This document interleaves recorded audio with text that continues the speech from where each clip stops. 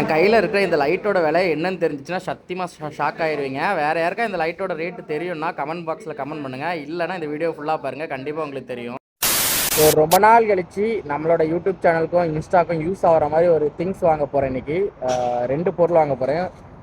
என்னென்னா ஒரு கிம்பிள் ஒன்று, ஒரு கிம்பிளில் ஒரு ஸ்டாண்டு மாதிரி ஒன்று, அப்புறம் ஒரு லைட்டு.